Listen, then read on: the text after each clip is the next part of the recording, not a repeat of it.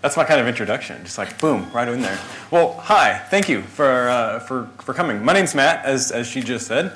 I am the photographer at Santa Fe College in Gainesville, Florida. I'm one of the Gainesville contingent that's here. Yeah, fists up. I'm not a Gator though. I don't, but I work at the community college in Gainesville as a marketing photographer. I'm an old newspaper guy from back in the day, from Kansas. Worked in newspapers in Louisiana and Florida, and now I'm a higher education coming to symposiums like this. And yeah, so that's me. But thank you for being here. I know you guys had some choices of breakout sessions, so I really appreciate you being here and choosing this one. I'm one of those weirdos that just loves public speaking, right? So I'm having fun up here. I'm going to have a lot of fun, and so I appreciate you guys being here for that. And I know that, like, if it's not already, your brain's going to be just absolutely packed full by the end of the week, right? I mean, God, just the last presentation was mind-blowing.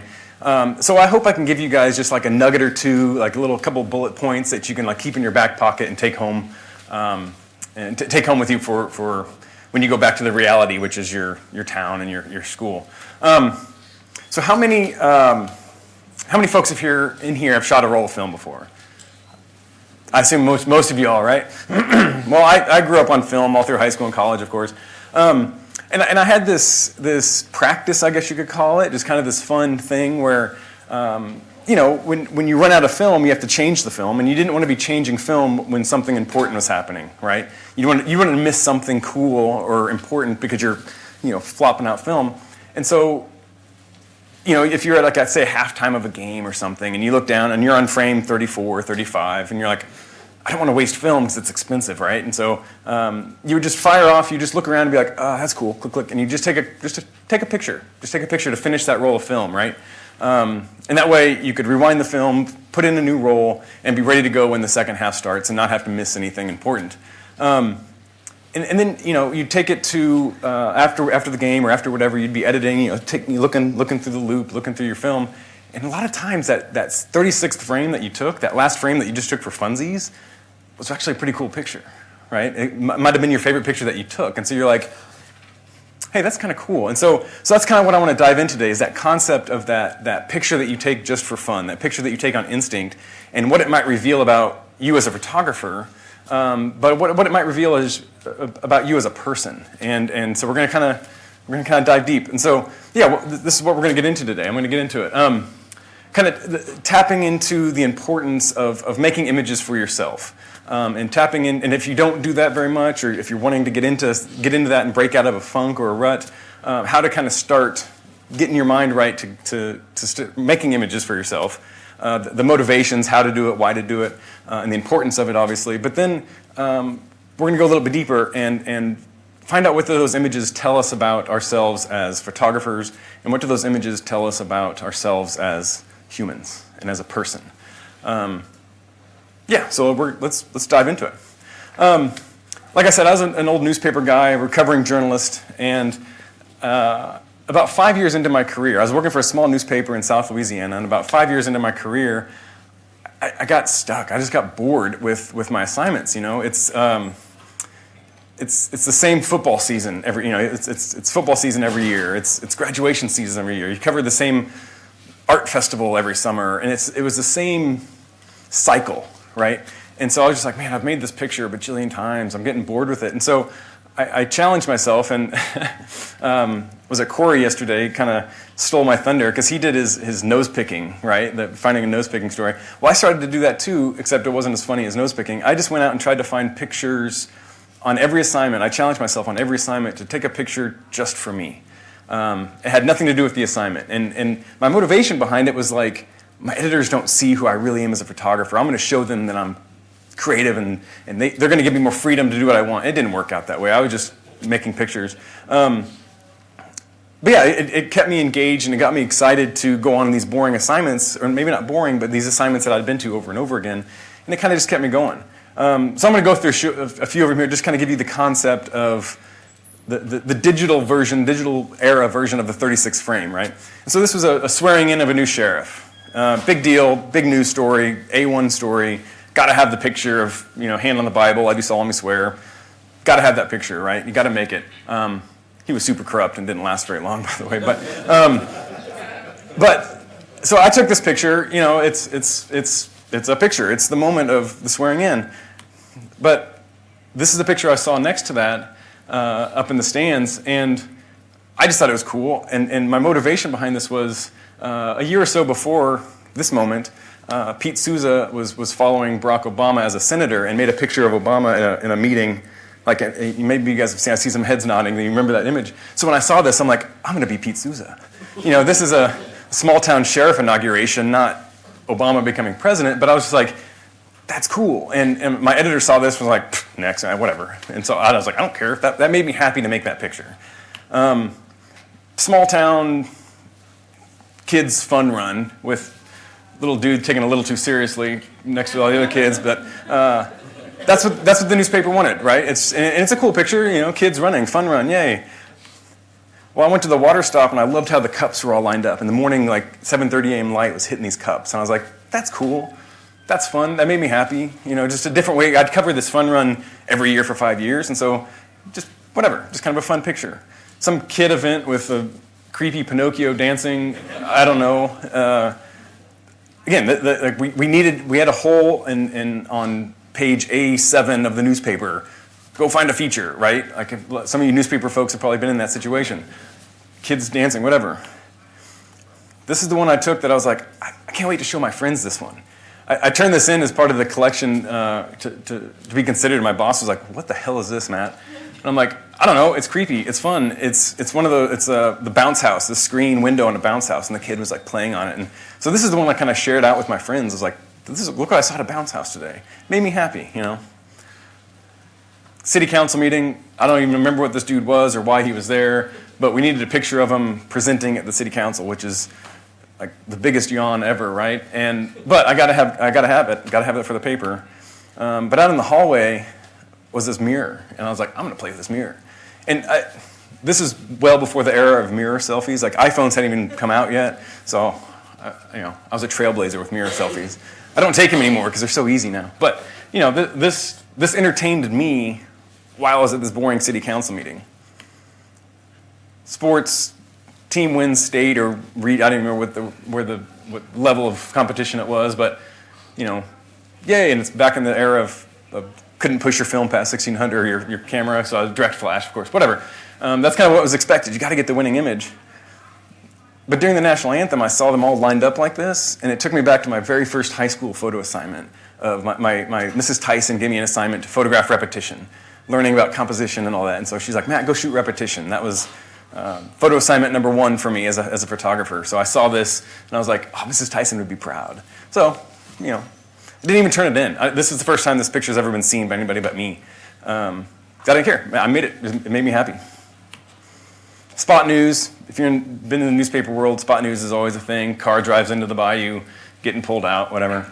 Got to have it. It's important to show this. But one of the first responders that showed up on the scene, his dog was in the bed of his truck, and so I was like, I miss my dog.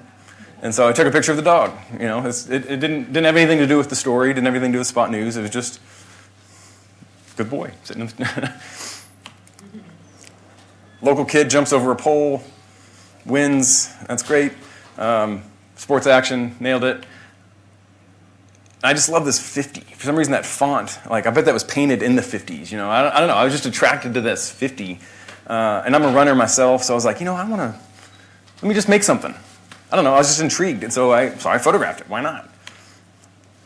And so that kind of gives you an idea of the 36th frame concept, right? Of just see it, photograph it, right? And just act on whatever you feel like. So I wanted to show this image, and some of you guys have heard this story before, but this image I took in 2017 after I'd left newspapers, and now I'm in higher education at Santa Fe College, and I got to go to Cuba with my college, the president, the vice president, a couple of other folks on staff, and I made this image. We were waiting for dinner. It was after third day there. We were exhausted. I was tired. I was kind of doing that Pete Souza approach of photographing everything, getting in and out of cars, and I was working, right? And I finally sat down on the edge of this balcony of this restaurant while we're waiting for dinner, and I was just like, oh, I'm tired, put my cameras down. And I look over and I see Havana. And the technical aspect of this is it was a 7200. I kind of just like stood up, zoomed to 200. I was probably like aperture priority F4, click. I was like, neat. And didn't think much of it. And so I processed all the images from that week, and I put together a big old gallery, a photo shelter gallery, whatever. And I sent that out to everybody that I went on the trip with. And my buddy, his name's Raul. Today's is actually his birthday, which is kind of cool. My buddy Raul, who is a world-renowned painter from Havana, he made his career painting Havana scenes. And he came to me, and he's like, he goes, Matt, your pictures were great from the trip, but this picture, and he had saved this one on his phone, and he's like, Matt, this is incredible. I'm like, dude, no, it's some buildings. Maybe we were tired, it's right before dinner. He's like, no, Matt, this is a real piece of artwork. Like, I thought this was one of my paintings. I wish it was one of my paintings. I'm like, dude, it's buildings. Like, it's just, like, I need a pressure washer, and it can make a ton of money there, right? Like it's just some buildings. He's like, no, Matt, this is true, genuine artwork. Like, you've got something. I'm like, you're crazy. And I didn't believe, he kind of had to grab me by the scruff. He's like, Matt, you're good. I'm like, dude, it's buildings, And so what he did, this picture, it pulled me out from underneath this pile of newspapers that I'd been crushed under for 15 years, And it helped me, trust my instincts as a photographer that what I thought was just like, oh, I'm bored, just tired, exhausted, click. That's something. That is who you are. So it changed my approach and how I approach my assignments and how I approach photography. And I felt my true self, like my true Matt Stamey, coming out from underneath this giant stack of newspapers that had been crushing me. So that's kind of the premise, and we're going to kind of dive into this a little bit more. But that picture helped me. Since that moment, I've started to really understand the relationship and the correlation and the connection between the practice of being mindful and the practice of photography. The practice of being mindful helps you become present in a space, right? I had to follow Amy. I mean, she was an incredible speaker, but a lot of what she spoke about was the empathy, right? And being basically present with the people you're connecting with and people you're photographing and becoming present. And so, so I started to explore the connection between the practice of mindfulness and the practice of photography. And so one of the things I do is anytime I'm on an assignment, I'm going to keep it on the photography terms, but if I was, let's say, assigned to come into this room and photograph a speaker at a UPAA symposium, first thing I would do is I kind of stand in the back or maybe stand off to the side and just take a breath, observe, kind of look around without judgment, without interpretation, and just notice things. Light, obviously, I mean, we're photographers. We're going to check out the light. We've got window light, screen light, horrible fluorescent light. We kind of understand what you're working with, but I also look at like patterns, shapes, colors, repetition, textures. I'll even, oh, that's not real wood. Just kind of feel, just kind of check in on what's around me, what I'm working with. But I also check in with myself. I'm like, how am I feeling? How am I breathing? Am I excited to be here? Am I nervous to be here? Am I bored to be here? Like, what's going on with me? Like, how's my heart beating? Like, what's going on in my chest? How's my breathing? Am I like scared? But I also check in with the vibe of the room, like the people that are in the room or the people that I'm going to photograph. How do they seem? Are they? Is this like a freshman orientation and they're learning the new school chant and it's all like high energy, or is this like a study session right before finals? And so I recognize those, and I again don't judge, don't interpret. I just notice, and then I can use what I observe. You can use those details. If you look in, there's this cool texture of this thing. Maybe that can be a picture. That can be a background, or it can help you learn what to include or exclude in your images, right? If you're photographing me and this is super bright, like, oh, maybe I need to turn a flash on, or maybe I need to come from this angle, so that's the background. Or it's hoping to be a colored wall, but maybe your school color wall is this side, and so you can use that. You start to become present with the space that you're in, and you're fully immersed in that. And Corey said it. Was that yesterday that Corey spoke? Mm-hmm. God, it seems like a week ago now. He goes, I'm most creative when I'm a participant. Remember he said that? Like, I'm most creative when I'm a participant, meaning he's hiking through the mountains with those other people. He's one of them. I heard that, and I'm like, he's most creative when he's present, because he is fully submerged with his subjects, with his space, with his surroundings. He's fully there, and that's when his most creative self comes out. But noticing all these details, right, can help you, it'll help you enhance the story you're trying to tell. So if you're trying to tell the story of these students studying for finals, you can show that, and if you recognize it, and it'll come through in your pictures, right? And your photos will become more meaningful and have that more feeling for it, and help better tell the story that you're trying to tell. And if you're trying to get into this practice, if you're trying to get out of that funk, trying to get out of the rut, those little details that you notice, like maybe my shadow's coming cool, maybe this is a picture, or the texture that you touched, or the colored shapes and patterns that you see, those are pictures, right? Take them. Take them. They might not have anything to do with what you're trying to tell, but just take them. And the more you start to do that, well, I'm getting ahead of myself. So I love this quote by James Nestor. He wrote there's an awesome book called Breathe, and it's about the science of breathing. But breathing is so much more than just getting air into our bodies. It's the most intimate connection to our surroundings. And so I tap into my breath quite a bit. And so I was... you want to practice? You want to do a quick practice session? Yes. Yes. Cool. So I'm going to kind of guide you through what I do when I kind of transition into a space sometimes. It's not every time, but like one of the things I like to do. So if you're comfortable, I'm going to welcome you to close your eyes. If you don't want to close your eyes, that's cool, but just kind of soften your gaze, kind of soften your focus. And we're going to just do some simple breathing. We're going to do we're going to take 4 breaths, and we're going to take it together. We're going to do an inhale for 4 seconds, hold it, and then exhale for 6 seconds. So close your eyes, get comfortable, settle in, and take a deep breath. And hold it. Now exhale slowly. 4, 5, 6. Again, deep breath. Hold it. Now exhale. 4, 5, 6. Another deep breath through your nose. Hold it for a little bit. And exhale. Okay, last one. Make this the deepest breath you've taken all day. Hold it.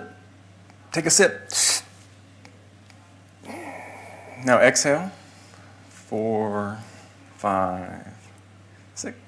Now open your eyes. Now shout it out. What do you notice? What are you feeling? What are you seeing? Cookies. Love it. What else? What else? Pine cone. Pumpkins.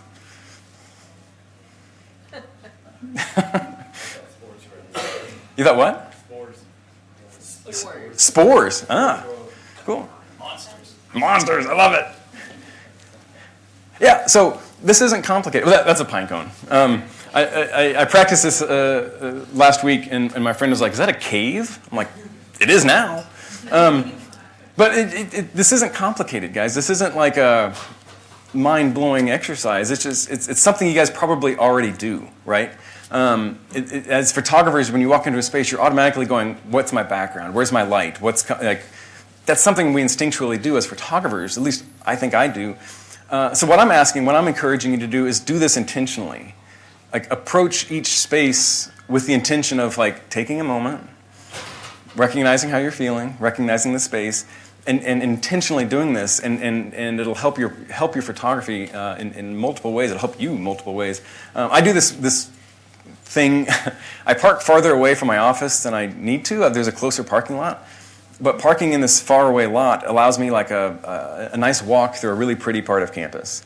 And, I walk through in different times of year, the sun is rising in different spots. Like in the spring, it's rising through this tree. In the fall, it's rising through this tree because, sun rises in different spots. And so it creates different shadows at 8 or 9 in the morning whenever I'm getting there. If my boss was here, I'd be like, I get here at 8 o'clock. But it just allows me to transition from the hustle and bustle of my getting ready in the morning, like, making coffee, making breakfast, whatever, And it allows me to, when I get to work and I do that little transition of the breath, the noticing the details, when I get to work, I'm fully present at work, and I'm away from the hustle of the morning, and I'm present at work. And the more you start to do this, the more you start to do this practice, you'll start to notice a separation from your ego. Your ego and yourself will start to become separated, and I'm going to dive into that a little bit more. So I want to show you a little bit how this mindfulness practice has helped me a little bit, and how this practice of restraining your ego, of setting your ego aside a little bit, will allow your creative self more expression, more space for expression, meaning pull you out from underneath that pile of newspapers, pull you out from that pile of assignments that you have all the time. Graduations. I don't know. I wish I'd kept track of how many graduations I've photographed. Probably close to 1,000 now. Through all my newspaper careers, and then as a university and college photographers, we're obviously photographing graduations. But I do this. Our graduations are in the gymnasium every semester, right? And so either the day before or the day of graduation, I go to the back of the gym and I do my little, just chill, because it's the same, right? There's stage, there's backdrop, there's rows of chairs, whatever. But there's always subtle differences, and sometimes that banner, that pull-up banner, is turned 90 degrees, because that's for the grad image photographer people that take all those pictures. Sometimes they have it turned this way, and sometimes the American flag is over a little bit over there. So I kind of just recognize that, and I feel like, again, we do that as photographers, right?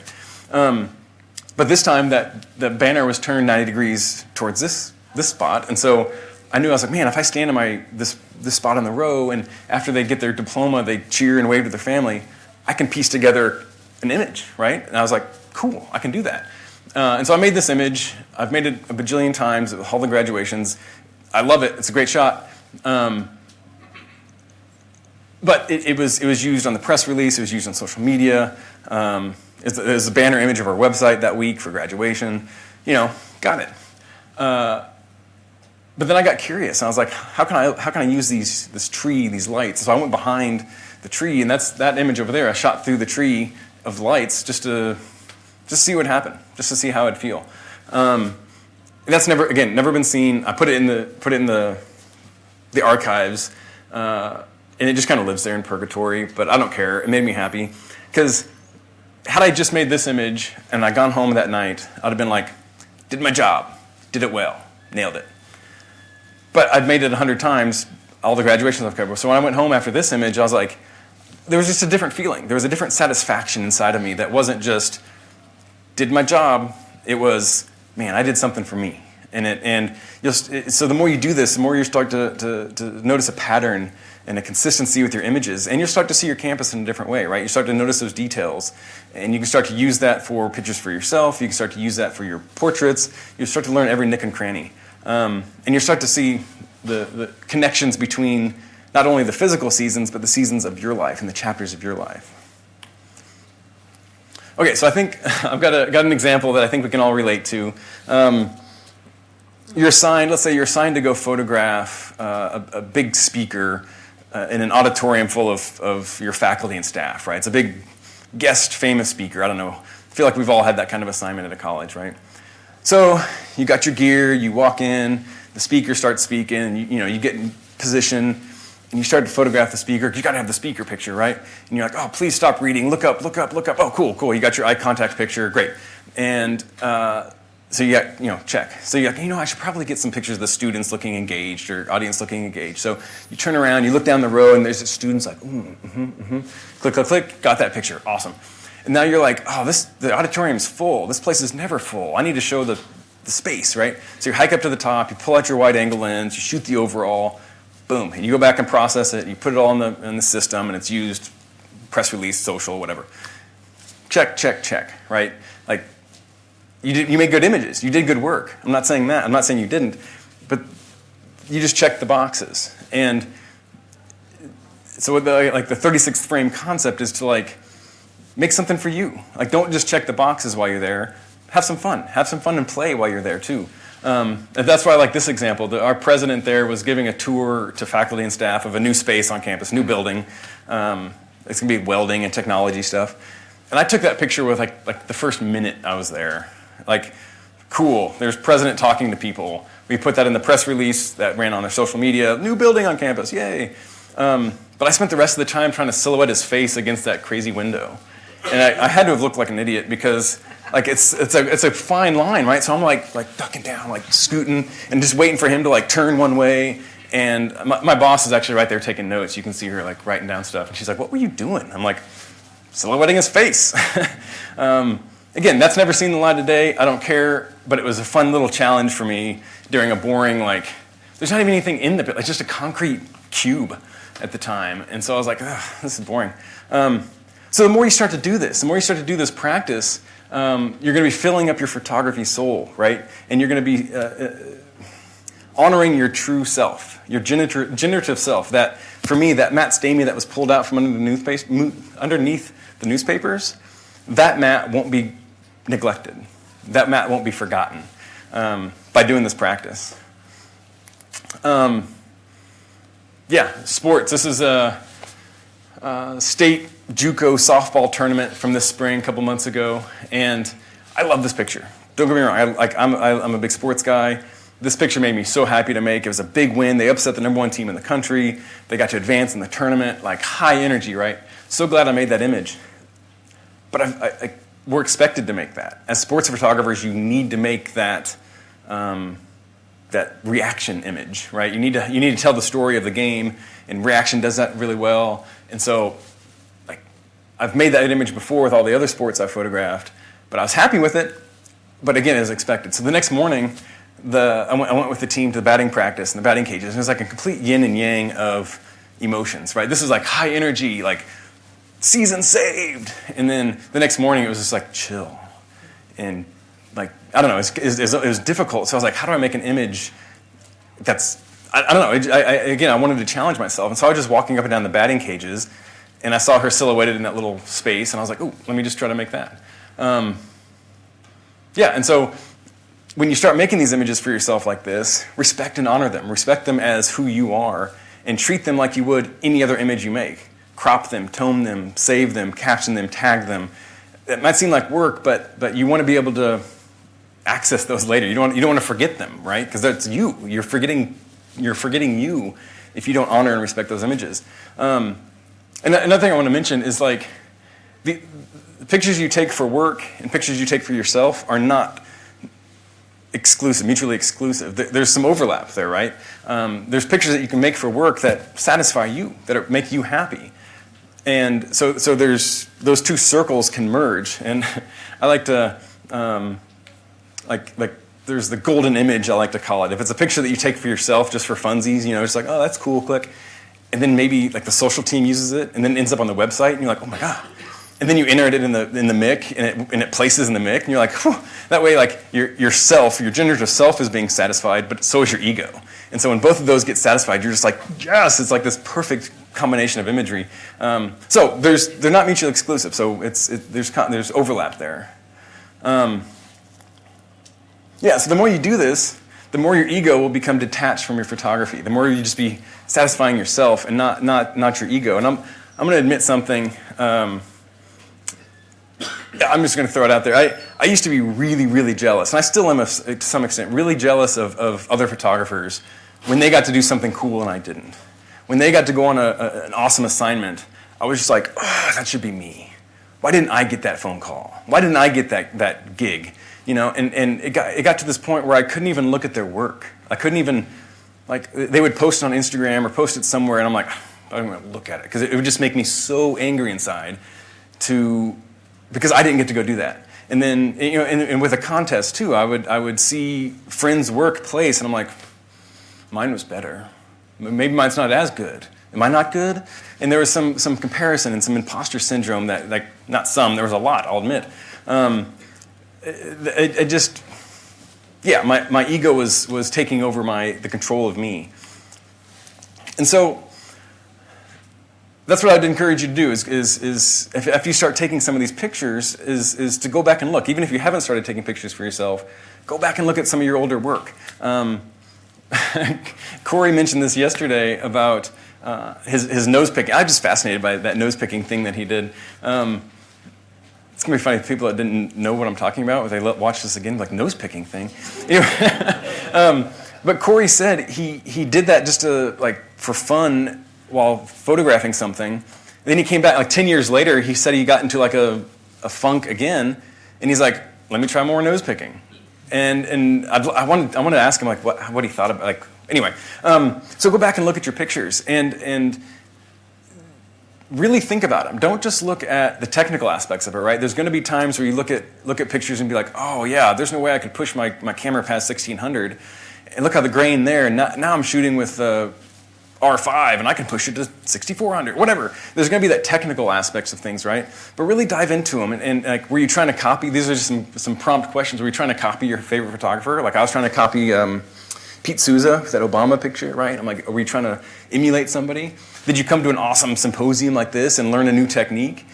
You know, did you learn how to do some light painting and you hadn't tried that before? So you took it and were you trying to figure something out? But maybe think about, like, look at the date the picture was taken and think about what was going on in your life at the time. What chapter of life were you in? Had you just moved to a new city? Was this your first week on the job? Did you just adopt a puppy and you've got poop all over the house and you're going crazy? Did you just have a baby and you're sleep deprived because you're changing diapers? I don't know. Like, what's going on in your life at that time? And really think about how that image reflects that. These last two are kind of my favorites. Like, think about what was happening in your brain and in your body the moment you pushed that shutter. Like, what were you thinking when you went click? Like, what made you do that? And I do this a lot. If I'm photographing somebody that's like, kind of attractive and kind of cute, I get this little high school Matt comes out. I'm like, hi, and I kind of get all like shy and nervous and. Like recognize that. Recognize what you're feeling, and maybe that shows in your picture. But also think about how you felt when you saw that picture. When you took those images back and you started editing them, what was that image you immediately wanted to go to?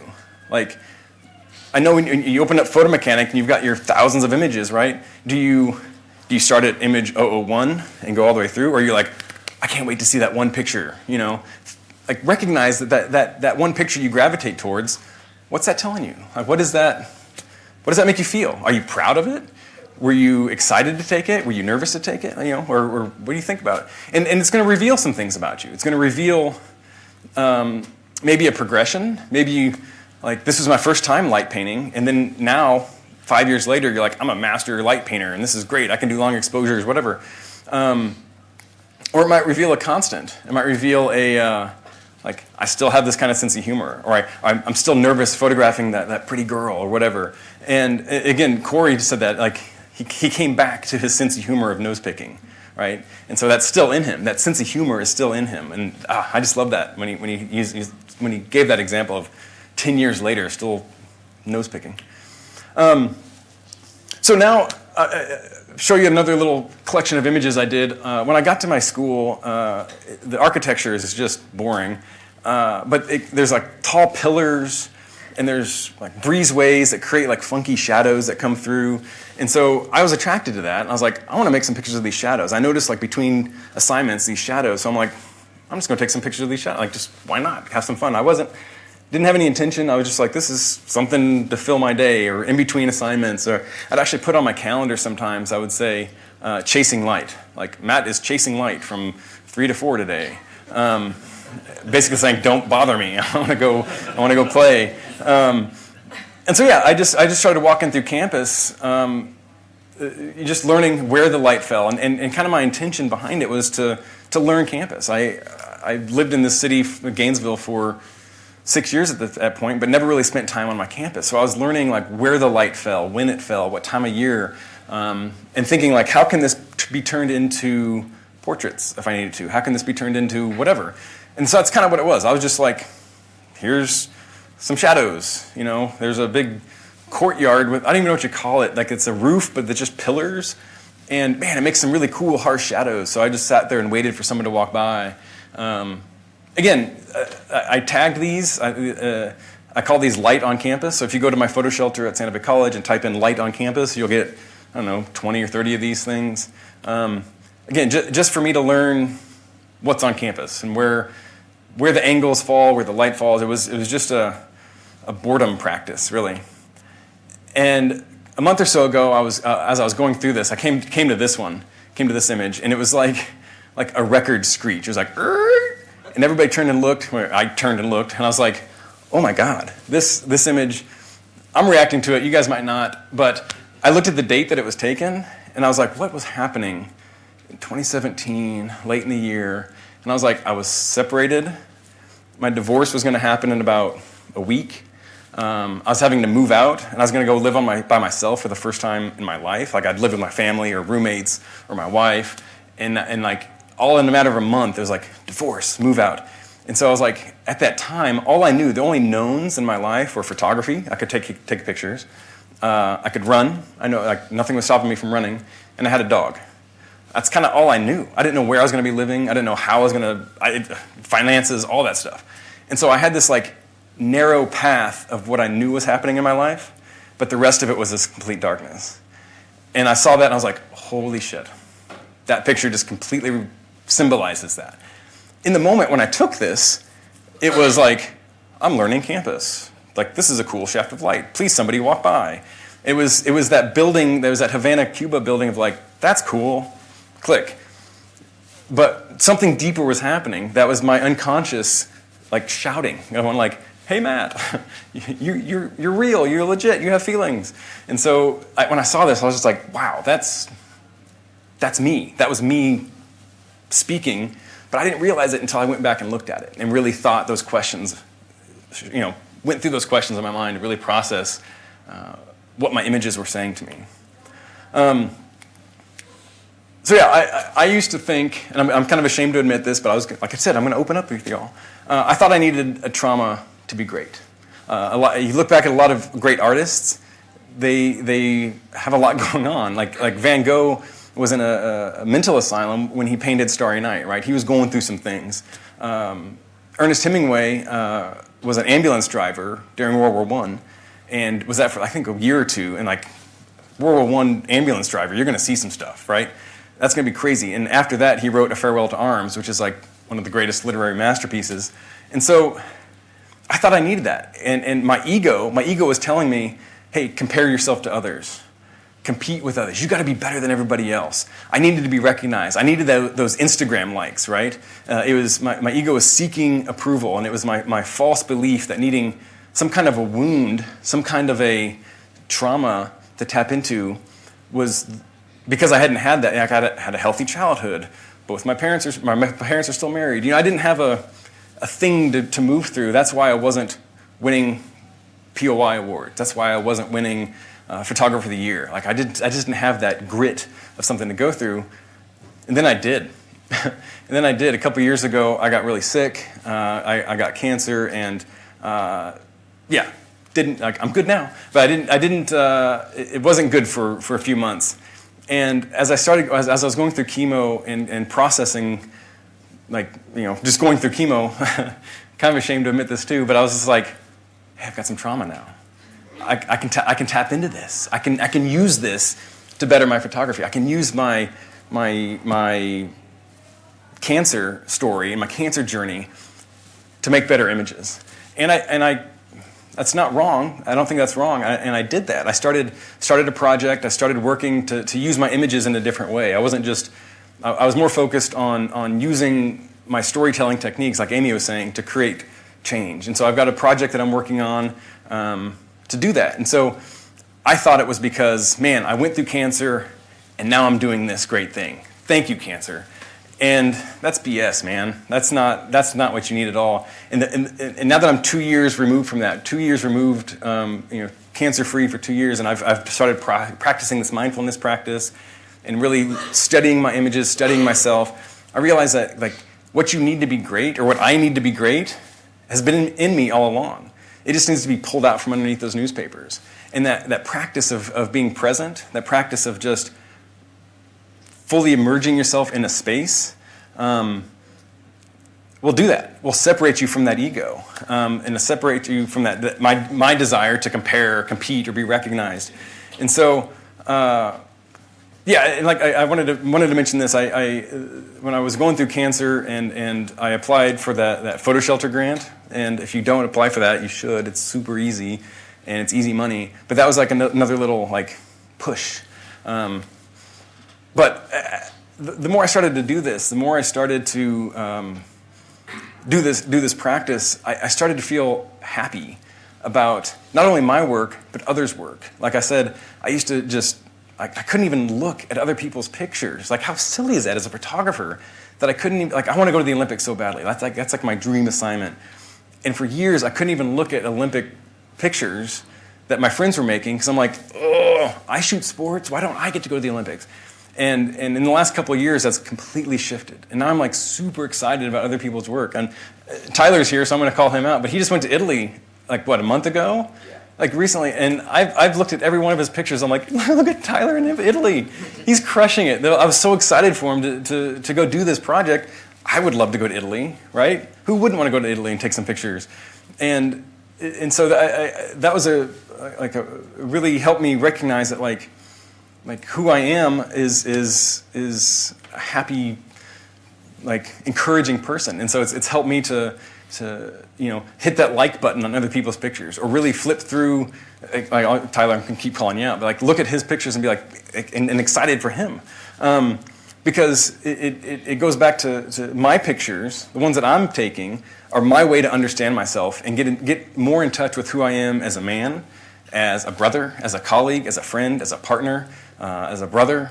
And it's helping me understand who I am as a complete person. And my images are my way of going like, hey, Matt, this is who you are. And you might not know it at the time you take it, but by going back and looking, you can really learn a lot about yourself. Yeah, so I feel like I'm repeating myself, but those images you make on instinct are your reflection of who you are and who your true self is. So I got a little practice. I'm going to see how this works. We've got a top row of artwork and a bottom row of artwork, right? So shout out, what differences do you see between the top row and the bottom row? Color in black and white? Photographs, paintings, drawings, yeah. The right moment, yeah. Cool, yeah, great. All differences, right? Yeah, you've got, paintings, photographs. What I'm here to say, I'm going to get a little crazy here. What I'm here to say is there's zero difference between the top row and bottom row. There's in my mind, zero difference. It's the process that these artists used to make these images are exactly the same. What Da Vinci did is the same as what Robert Frank did. What Picasso did is the same as what Cartier-Bresson did. They went into a space, they recognized it, they observed, they noticed the details in that space, and they used their chosen medium to express that how they best saw fit. And the outcome didn't matter. It was the creative process to make, to be fully present in the space, and use your, whether it's photography, sculpture, paintbrush, whatever, to create the final outcome. And so, yeah, obviously they look different. The technical aspects are different. It's because they used a different medium. But the process to get to that final product, exactly the same. Exactly the same.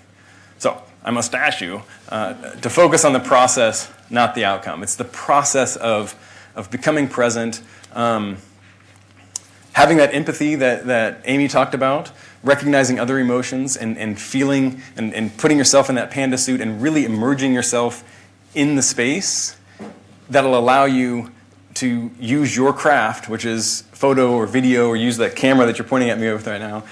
It's cool, I don't mind. I'm just, it's perfect timing. You're doing great, yeah. Yeah.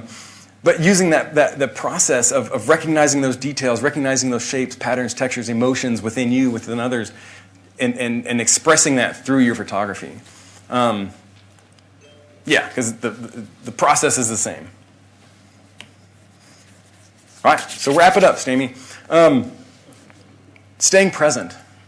I read a book called The Power of Now, and it's all about the practice of just being present. The future doesn't exist yet, right? The past has already happened. All you have is right now. All you have is this your next breath. And so if you can tap into and be focused on where you are now, whether you're taking pictures. One of my big goals right now is to spend more time with family. I've got nieces and nephews, and they all live in Kansas, and I live in Florida. And so I use this practice when I go home. My nephew's 16, and he lives out in the country, and he's like rebuilding a tractor, and he just bought a truck, and he wants to show. He's like, Uncle Matt, I want to show you this. And so he goes in the garage to get things set up. He's like, I want to show you how I weld. I'm like, that's cool. I don't know how to do that. But I sit in the back of his garage, and I'm like, I'm with Alec today.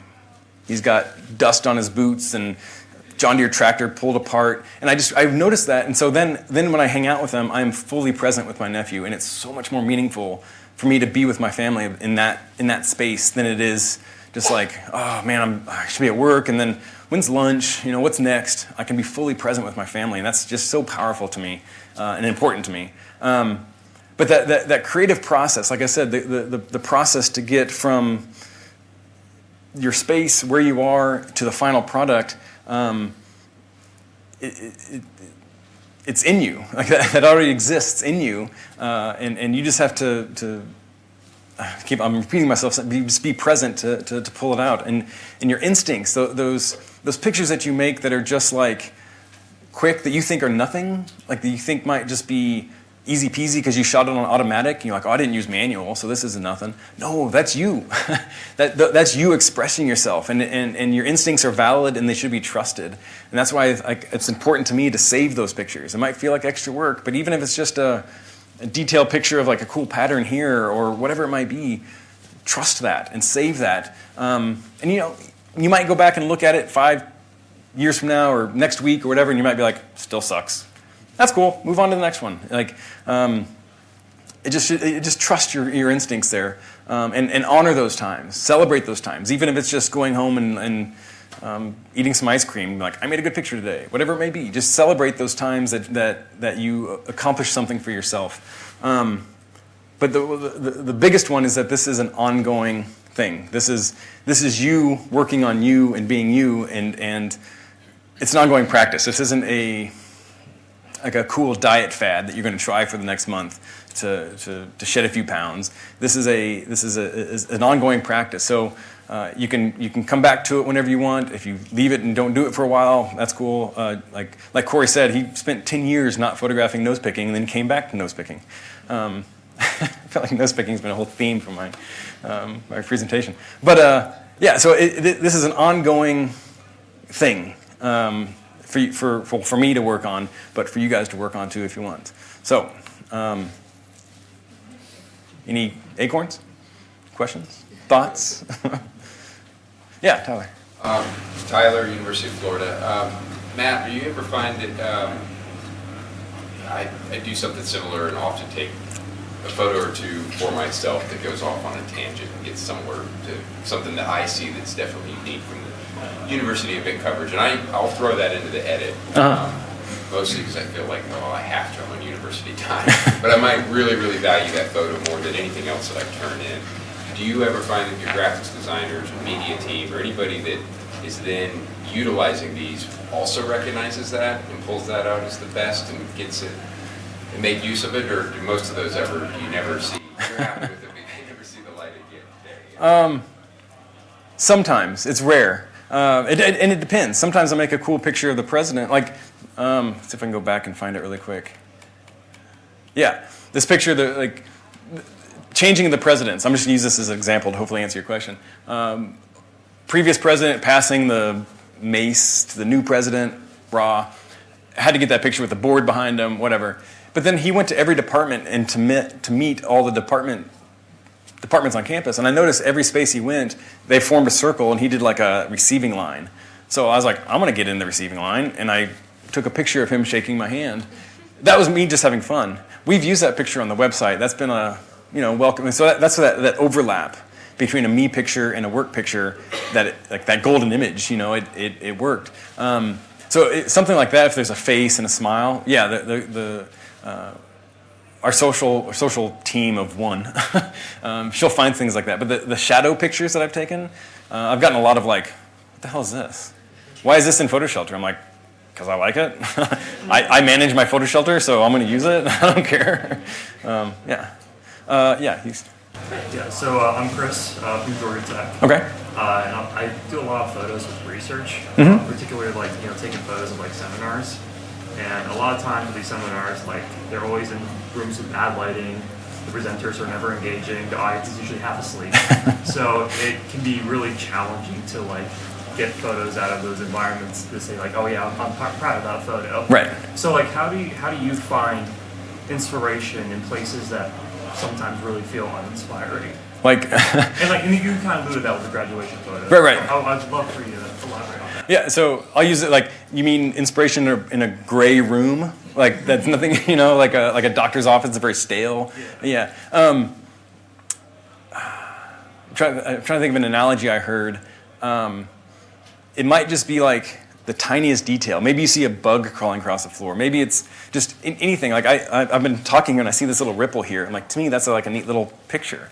It might be the most boring, mundane thing. It might just be a drop in the bucket of your big photographic life, but it's still a drop in the bucket. And so it's like I said, it's the practice of it. It's the continuation. I'm missing the word. It's the practice of keeping and doing it consistently. That's what I'm looking at. So even if you're in that boring space and you're just not feeling it, if you just make one picture, even if it's nothing, it's still a picture that you made. And so you might not go back to it and think anything of it, but it was still the practice of doing that.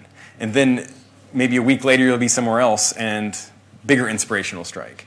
So if you're in that boring place, I would encourage you just to make it. Make that picture of whatever, maybe a shoelace, maybe someone's shoe's untied. And you're like, that's funny. I wonder if they know their shoe's untied. I don't know. It could be as simple as that. So keep it, I mentioned this last year, the Michael Saccott system of keep it simple, stupid, right? The KISS method, maybe Office fans. Anyway, yeah. On your personal photos, they're amazing. Oh, thank you. Do you add them to your personal website, or do you show them off on your personal portfolio? I'm trying to think if I do. Is there like us that work for the colleges and universities that we all do?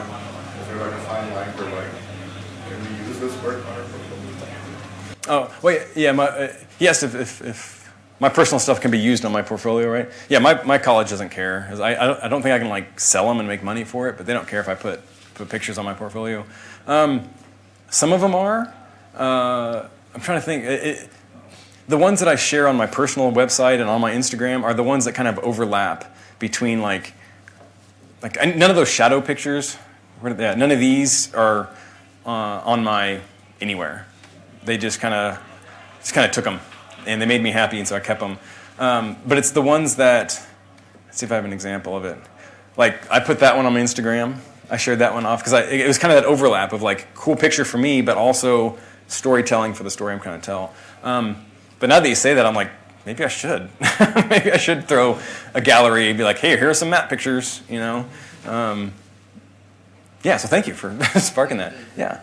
So this is in connection with what I was going to ask you, but if you ran a series of those images of shadows and reflections on your campus, then that would align with an institution's desire to evoke feeling in its audience, your alumni, to raise money, because it's a sense of place. And it identifies the place, and it's creative, and people are going to remember when they were walking there, or when their kid is walking there. Or for the students, that's me, or that's my friend. And so for social media purposes, or in an exposure gallery, that would be really cool to collect those images and to present them as a way just to be productive and strategic. But I was going to say, I'm Phyllis from Bates College in Lewiston, Maine. And so at the end of the year, and probably a lot of institutions do this, or newspapers, but we have two presentations. One is the year in photos, or the year in video. And so then we're sort of expected to cover certain events that happened. So that's the big milestones, yeah. Sorry, yeah, right, more of the priority.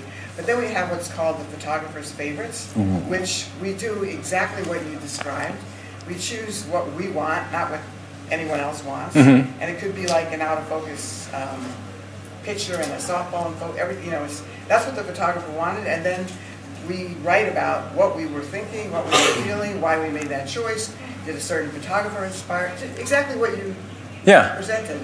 And so if you do that for 10 or 15 years, and then you go back and you look at the choices you made, I mean, then there are the pictures that you love right Right. there on the website for you to go back and collect.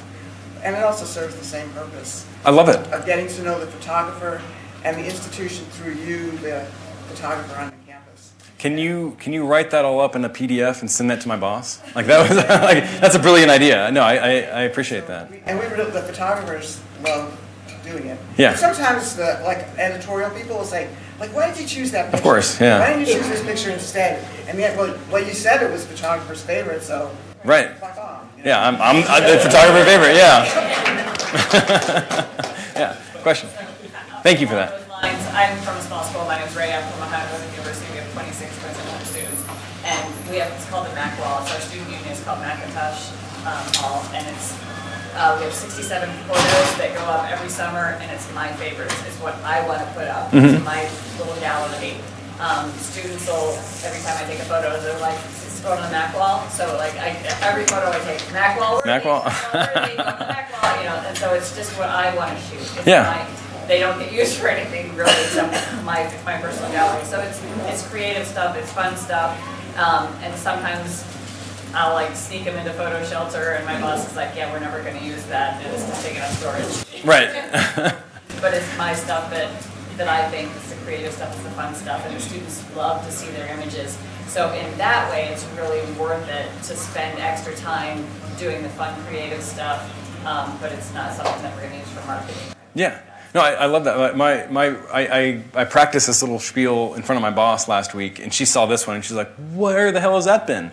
I'm like, "In Photo Shelter." She's like, "I love it." So, like, changing in my leadership. She's just only a year old with me, and so I've been there 9 years now. So she saw this. So yeah, I appreciate you saying that. That gives me encouragement to maybe I don't just keep these under my pocket. I show them out. Yeah. I had a project like this, and I haven't really done much, but I did textures. Okay. And I kept them to myself as I'm a graphic designer, and I'm like, look at this. And so I put them all in a folder and sent them out. And now they're like 10 feet, like printed up on the buildings. They're colorized, and we did rebranding campaign. So they became like an integral part of the rebranding campaign. I never thought that would happen. I never even like this one, So That's you awesome. never know. I mean, like, I don't know if to make more visible, like, show them around. I think that, Like all three of you guys are just giving me hope that and everybody, hopefully that, like I said, you're like you're saying, like that little texture project or the Mac wall, that's you speaking. It should be honored. It should be celebrated. If by you, then share it to others. Share your gift with others. Like Amy spoke about that too. Like she had this passion for conservation, and she wanted to speak it out there. Yeah. Just to jump up, Mike from Harvard College up in Chicago, but it's to tell them if I know where images are going, if they're going to go social or print, I will tell the designer, I like these 3, I like these 5, and they may not pick it, they might just do whatever, but at least that tells them and you can have a relationship with marketing people and your designers that I see what Mike likes, I know that, this, and then sometimes they don't get lost, because they'll put that in their own personal folder, I like this, for something else. Right. And so you're not just throwing everything in the dam and it's lost in thousands. It lives in purgatory forever. Yeah. That's cool. Yeah. Are we, one last One last one? Amy? Does your social or writers team get stats on clicks or views from what they get? I hope so. They should. So every week I'm in an editorial meeting where I sit with social and the writers and some of the people from storytelling. And what I've learned, because I don't get these emails, is that the digital services team sends a report to social and the editor about the clicks or what's doing well. And as we would probably all know, the photo galleries get the most clicks. Yeah, I believe So it. it came up as we need more photo galleries, and as being the solo photographer at Mizzou, it's like, hey, do you have any ideas for photo galleries you want to do? And so that's how the first year we did an annual photo gallery. Now I'm writing a monthly photo gallery of my favorite photos of the month, but I pull from our student affairs photographer and my interns and stuff like that. But they're always, if I have an idea for a photo gallery, they will take anything because that's what gets the most clicks. It gets the clicks. Maybe people will start clicking on other stories or engaging with social media in other ways. So maybe numbers coming to them. To help back up. Engage with most. Yeah. And, like pitch into that so that these don't end up in just for you, but that, you know, they can maybe use Right. them for other stuff that pique the interest as others. I love it. And no, I think that's I love that idea. We had a horrible boss at my school a year ago, like almost quit, kind of bad, and they completely changed the Instagram approach. It was all like graphics and text and like whatever, and they like stopped using any of my pictures on our Instagram. And we didn't lose followers, we lost all engagement, and they've since left, which is great. But we started putting pictures back on the Instagram, and it's like, oh, look at that. I like pictures. So yeah, but I don't know the exact numbers. But to my point, and I'll end on this, is that like I'm getting to the point now where I don't need or necessarily want that recognition. Yes, it'd be great for the Instagram to get more likes and follows or have pictures on the wall, but I am satisfied going home with making my picture and going home. Whereas pre-COVID, I'd been like, why didn't I get 100 likes on Instagram? Like I wanted that. And so that's kind of been my process of being satisfied with me being me and doing what I need and want to do, and telling my ego, hey, you chill out over here for a second. But again, it's an ongoing process. It's an ongoing process. So, but thank you. Thank you guys for being here. This was really fun. Yeah, thank you. A little gift for you. Yeah, a little orange gift. I love it. Yeah, thank you.